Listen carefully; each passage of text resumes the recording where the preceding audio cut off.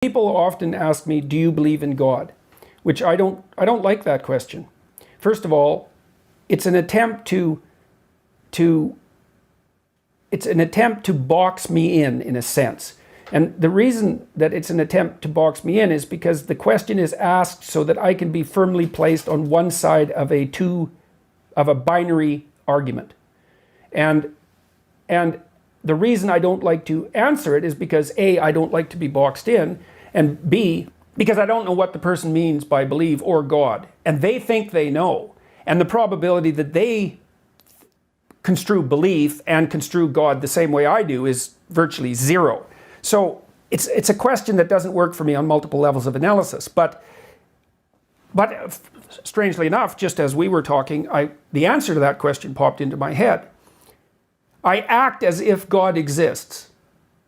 Now you can decide for yourself whether that means that I believe in him, so to speak. But I act as if he exists.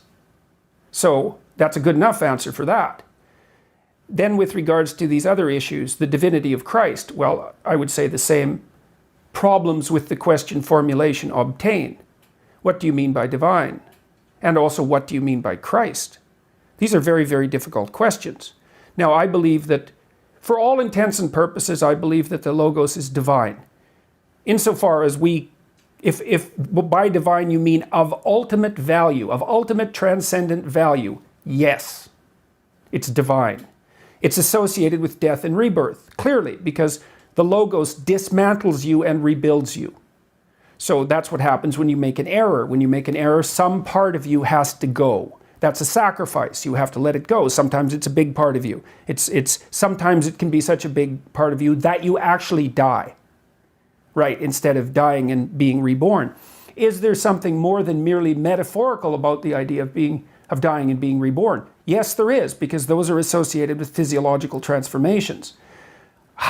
What's the ultimate extent of that? That's a good question. The question is, what happens to the world around you as you increasingly embody the Logos? And the answer to that is, we don't know. We don't know what the ultimate level of this. Now, the hypothesis is, and it's a hypothesis that extends to some degree to Buddha as well, the hypothesis is that there has been one or two individuals who managed that, and that in their management of that, they transcended death itself. Well, then you might ask yourself, well, what do you mean by transcended death? Well, in the case of Christ, let's assume he was a historical figure for the time being, which I think is the simplest thing to assume. I think there's sufficient evidence to conclude that. You could conclude otherwise, but I feel that there's sufficient evidence to conclude that.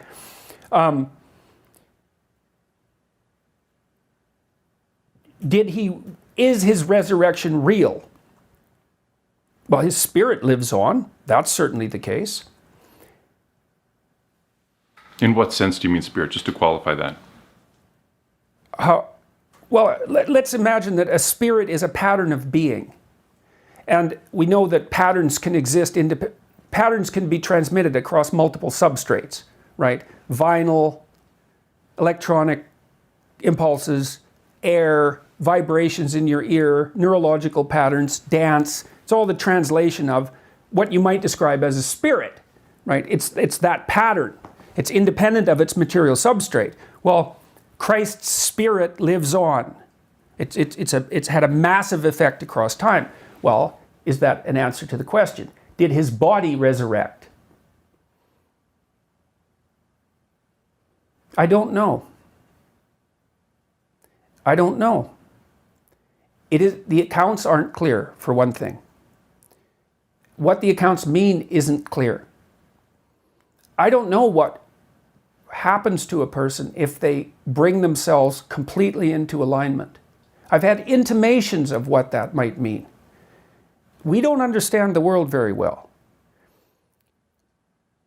We don't understand how the world could be mastered if it was mastered completely. We don't know how an individual might be able to manage that.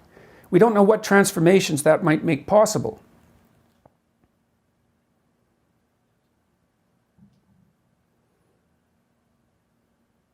I'm going to do a series on the Bible that's one of the things I want to investigate more thoroughly and formulate my thoughts about more thoroughly, because it is a crucial issue. A friend of mine said, and I wouldn't describe him, he's certainly not the sort of person that you would describe as a classic Catholic. He's an extraordinarily well-educated individual, and he's come back to Christianity with the most vicious of internal battles, and he said to me, he was the same person who made the comments earlier about the dominance hierarchy, and so he's very insightful. He said that it all falls apart unless you believe in the divinity of Christ and in the resurrection of Christ. And he meant that in a very fundamental way. And there's a way in which that's true, but I don't know exactly what it means yet. Like the metaphorical element of that to me is quite clear. The death and rebirth idea, yeah, you see that echoed all over. It's the most recent manifestation of that idea or one of the most recent manifestations, popular manifestations, is in the Harry Potter series, because it's full of deaths and rebirths of the central hero. Is it not a manifestation of hope for something beyond the finality with which of which we have become inescapably conscious? Well, yes, and of course that's the Freudian critique, right? He just thought about it as a wish fulfillment. Although the problem with that theory is, people also generated up the idea of hell, which doesn't, you could say, well, that's a convenient place to put your enemies and still put it in the wish fulfillment framework, but I think that's absurdly cynical.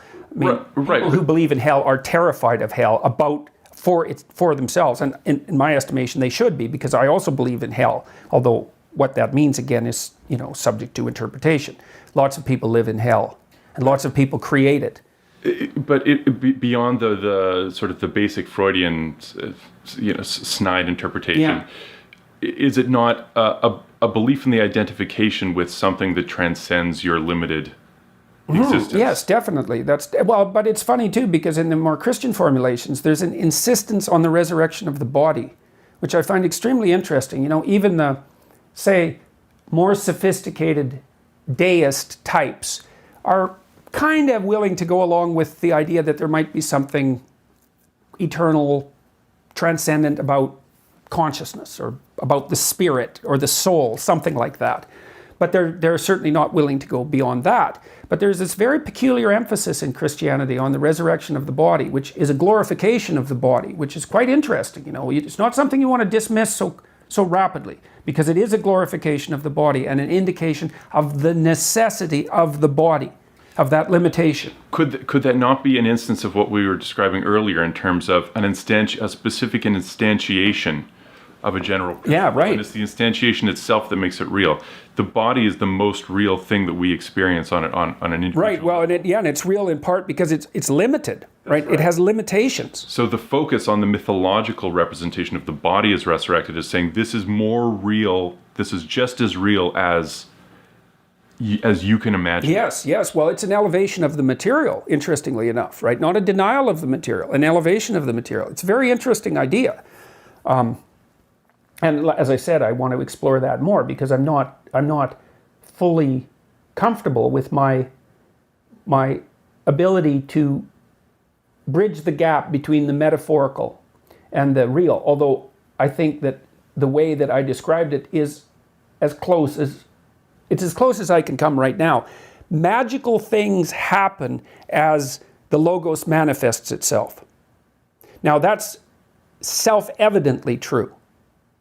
When people... And when you say magical, you mean magical for all intents and purposes in terms of our perception as relatively naive human consciousness, or magical in rabbits out of hats? Well, certainly the former. And God only knows about the latter. So, that takes us afield into strange areas. Like Jung's observations of synchronous events, for example. Yes. We don't understand the world. I do think the world is more like a musical masterpiece than it is like anything else. And things are oddly connected.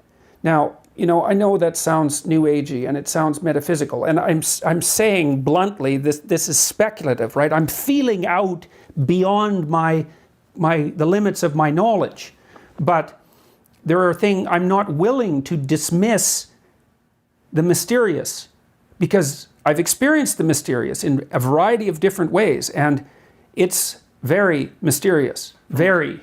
from a cognitive perspective, is that not the most rational position to take in any case? Because we know our cognition is inherently bounded by a whole range of constraints. Well, we certainly know that we're bounded by ignorance and that there's far more going on than we know or can know. We do. The problem is that when you start to speculate, it's a projection of your imagination. Now, that's not necessarily a bad thing, because that is actually, knowledge advances through projection of imagination. But the problem is you can see yourself reflected back at you, and then it's self-fulfilling. So you can see what you want.